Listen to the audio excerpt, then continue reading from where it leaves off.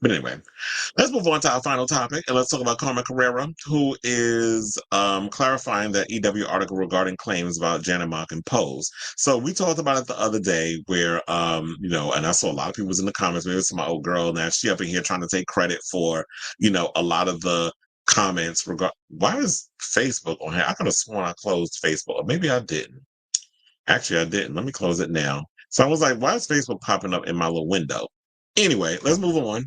Let's talk about Carmen, who, has been in the news lately, and there was an article that came out from a lot of the gay blogs. Entertainment Weekly did one, Pink News picked it up, them.us picked it up, where they basically was saying that Carmen Carrera was accusing Pose writers of stealing her life story. And we did talk about it too, where a lot of people saying, oh, here she go, be trying to clout chase and trying to get attention and all this other stuff, and regarding that, and they were like, well, there is a model that it was based on, where she was the first trans woman, and then she got clocked, and then they basically took her off and all this other stuff. And then plus, I believe it was different pieces that they took from other people and created stories around some of the girls on the show. Like I said, Dorian Corey's story about the body inside the apartment, that she murdered that person or whatever the case was. She murdered the person because there's so many conflicting stories about why Dorian Corey did what she did. And then we already know the story that they did with Electra, that she was doing a session because she was a sex worker, and he accidentally died because he was taking his drugs or whatever the case was, and he OD'd, and she left for a long time. So when she came back, he was dead. So that was based on, Dorian Corey's story was based on Electra. Then they took Venus Extravaganza being murdered in a hotel room. That story was based on, they used that for Candy's storyline. So there have been many a times that they've taken from different things that have gone on in our queer history when they were bringing up stuff with Pose. But then when people were talking about, I was like, Carmen, first of all, there have been many a trans girls. Like, we don't recall you with the whole trans, being the first trans model, whatever the case was, whatever the storyline they was using. And then they were like, I'm certainly, you're not the first trans person to have like be married and have kids and all this other stuff. So there was a whole bunch of debunking and stuff that was going on. People was calling her out, saying like, okay, sis, you full of shit, whatever the case was. So now Carmen did come on her social media and posted a video where she was debunking a lot of the accusations. Now I know it's a 5 minute video that I want to play for y'all. I could have sworn I saw it on her Instagram, but it's not up there no more. But luckily enough, I happened to go over to TikTok and I found it. So we're gonna play the clip and we're gonna watch it as a class, and then we'll come back and talk. Any of this on your timeline, it's fake news. I never thought I'd be using the terminology fake news, but I'll fill you in. I made a Twitter post speaking about an experience that I had with the writers of a TV show called Pose. I really wasn't trying to elaborate much on the situation because Twitter's that girl. You say what you got to say, you keep it moving.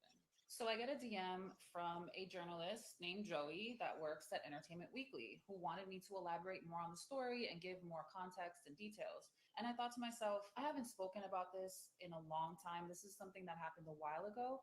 And maybe this is my opportunity to get it off my chest and just never think about it again. I have nothing to hide. I'm an open book. So I said, sure. And I began elaborating on the events that took place. So this is part one of what I sent him. You can pause if you need to. This is the rest of it, part two. Pause if you need to, but regardless, I'm going to explain. Back in 2019, they were casting for season two of the show, and they requested me to cast for the role of a bartender. Along with my audition tape, they were also sent an electronic press kit that included my biography, various parts of my story, what I've done in the press, and a feature about my wedding.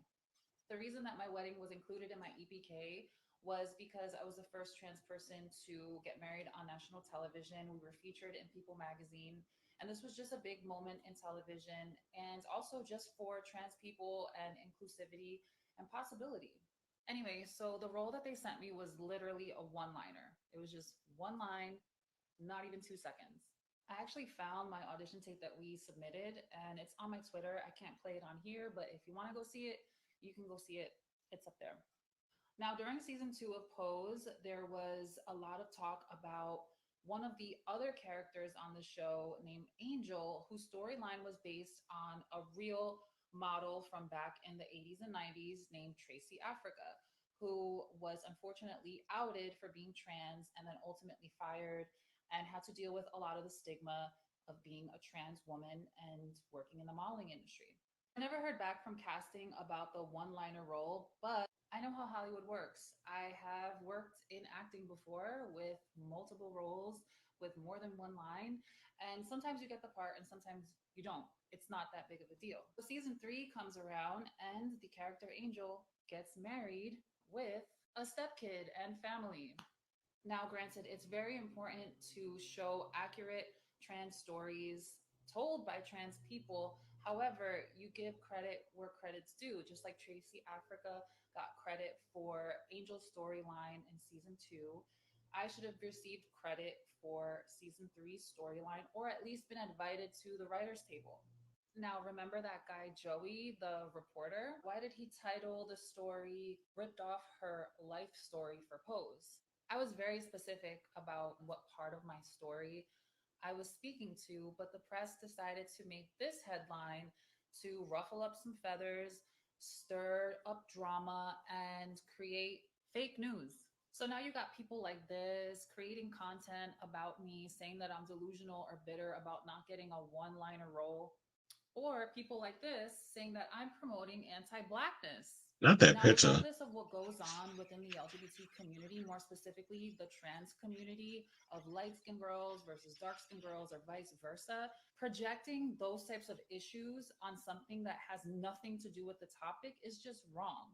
And I get it. And I agree with that. And I'm going to get to that in a minute because I'm going to forget this. This is similar to a lot of the drama that's been going on. And I'm going to use this as an example. Um, Elliot with two T's from Drag Race. You know, she was painted with this narrative about using certain words that like ratchet and all this other stuff. And they were saying she was putting a lot of anti-black rhetoric and stuff out there, which is the conversation I was had. And this motivated me to do this article because I was talking to a friend of mine about this whole thing with Carmen Carrera. And I was like, you know what? This would be actually good to bring this story up because Carmen has been, you know, this person that wrote that article. It was a similar situation with Elliot with two T's, where they was out here spreading a fake narrative, where they didn't even want to get an interview Elliot about some of the stuff that was going on through that season about Drag Race, but you went and you got Candy Muse and you got, you know, all the other girls, Simone, you got all these other queens to come on there and have their conversation and talk about this and got Mick and all these lies and stuff where it was, wait, at first you wasn't even feeling this kind of way that I would say things that was deemed transphobic or racist or whatever the case was, but y'all waiting until y'all have y'all moment on TV to do all this. This is why I can exclusively reveal that Elliot with two T's did an interview with Joseph Shepard. So look out for that one because it's going to be debunking a lot of the stuff that a lot of these queens have been saying about them. And I was like, you know what? He's the perfect person that can handle that. So there's going to be a segment where he's just like holding up a thing and was like, okay, so what were you thinking at the time of doing that interview? I mean, during that time of those accusations, and they're going to sit and defend themselves. And I think that would be great. Post a clip on Instagram. Make sure that you disable the comments because people going to slither up and if they bullshit and have their own narrative regardless. And I'm tired of people out here who like to weapon the colorism, racism, like all that shit. Y'all need to get you a millennial Gen Z type, whatever. Like you don't start lying with the bullshit in regards of people are thirsty or you trying to do black erasure and all this other stuff. So I totally get now that I'm glad that Carmen came on and address the situation where it's just like, you know what? That wasn't the initial thing that happened. You basically created this headline just to get clicks and likes on your article, and it's worked. And the word on the street is the person that wrote the article has been problematic in a lot of ways and how they cover a lot of, you know, LGBT news in that way. And I get it. A lot of times we do use, and I've told y'all this, the way to get you find ways to get people to come over and look at your article and click on it because you want those clicks, you want those likes, you want those things. And journalism is a dying breed, apparently. It's like everybody's on here now watching shows like mine, or you know, they're getting the information that way. People don't really take the time to read articles. I do. I like reading articles. Reading is fundamental, remember? So I love the fact that she came on here and was clearing up a lot of the stuff, and it was like, yeah, you knew. And to me, it looks like they purposely did that. That it was like, oh wait, so when she brought the EPK, and included the wedding stuff because initially they wanted her to be on the show to have like a line or whatever. But I think when you had the whole wedding situation that you added to your EPK because you wanted to show, oh, these are the things that was going on in my life. And that's what it is. Electronic press kit is basically like a reel of sorts where you let people know like what you've been up to. And it's like a little short little documentary type of letting people know what's going on in your life and how you can resonate and it relates to what it is that they're trying to do over on the project that you're trying out for. So, and I've had to do EPKs when I was in film school in college. So, and I did one with my friend DJ Tennessee, who's obviously a DJ. I said DJ Tennessee. But anyway, so they probably got they was like, you know what? Oh my God, this is a really good idea. Let's take that piece with the whole wedding thing and incorporate it in the show so that we have this idea of a trans woman with a cisgender male and they have a child and all this because I'm like, all of a sudden we supposed to believe in season 3 that Poppy got a kid from out of the blue. Like everything felt rushed in season 3. Don't get me wrong about that. It's like everything felt rushed in that season. So they probably saw that idea, didn't want to include her in it. So they're like, we're just going to take that. We were inspired and then we're going to write something. So I do agree that if you're going to take a piece of my life story where it's so coincidentally, I sent this stuff to you and I'm noticing the similarities, then pay me for you using my likeness in some sort of way or something that is of my personal life to incorporate in your show. So I totally get that and what she's saying. So let's get back to the clip because I wanted to say that really quick before I forgot. So we got like 2 more minutes left. And also, this is about business. Imagine you sharing your story with a group of writers. They ghost you, and then all of a sudden, your story gets written onto the show. You're going to feel some type of way. This situation reminds me a lot about a previous situation that I had with a certain TV show that wasn't allowing trans people who perform in drag to compete on the show.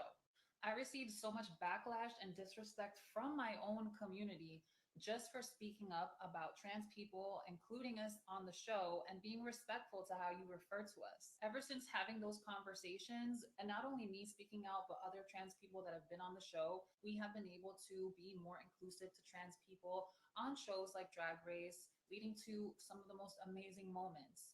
This Pride season, take a couple of moments to be there for your community members, and when somebody shares a story or something that's really important to them about a part of their life or even an injustice within the community, give them a safe space to be able to tell their story so that we can heal and move on together. Now, this story is not common for trans people, let alone trans people in the media, and it's my story to tell. I'm not embarrassed to tell my story, and I'm not embarrassed by anything that I went through. So, what might be tea for you is testimony for me. If you guys are seeing Hmm. So there you have it. And I believe, if I'm not mistaken, Carmen had a lot of influence on getting She-Male taken out of the show because she had a problem. Apparently, it was problematic and all this other stuff. And I remember she was very vocal about it after a while. But I'm like, girl, you was on the show, and they were saying it while you was there. You wasn't out as a trans person. But I guess maybe the reason why Carmen didn't say anything is because, oh, here I am competing on this TV show, and I'm not truly coming into my own as a trans woman yet. I haven't really discussed it. I don't know where I stand in a lot of the situation. There's an opportunity for me to make it in the industry. So I'm just going to keep quiet. I'm going to play the game. I'm going to do what I got to do. But when the show is done and everything, and now I've gotten to a place where I can fully transition to be my true authentic self. Now I can go in and say the things that I want to say. But of course, people are going to look at it as, oh, look at this girl out here biting the hand that fed her and got her to where she is today in regards of, you know, her being able to have the platform that she has to reach a wider audience. So I can see that too. But in me, when I looked at it, but I guess because I'm a cisgender gay man, I'm not offended by the word she-male. I mean, I looked at it as a pun on Tyra male. So that was basically what it was. And Drag Race is all about puns. But yeah, looking at it, it is seen as a homophobic slur. So if people feel like oh, it's not appropriate for TV or whatever the case was, or because we're looking at it from a larger consensus of these outsiders looking at this situation, then I guess we need to respect it and find a clever way to come up with things without it being at the expense of marginalized community that we should be uplifting instead of looking down on. Because trans people, as much as they have pioneered their way through queer spaces, they're still treated like the ugly bastard stepchild. And it's unfortunate in a lot of ways. So we still have a long fight to go, especially with the way trans people are respected in, in our society, especially when, you get a lot of pushback from a lot of gay men who get mad when um, people want to have a voice to speak out against things that they're too afraid or to speak out for or just too obtuse to understand. So I'll say all this to say I'm glad Carmen came out and addressed the situation and said what she had to say in regards of this whole situation. And I'm actually looking forward to seeing, as I stated before, Elliot with two T's interview with Joseph Shepard whenever he releases that. So let me know what you guys think of this story down below.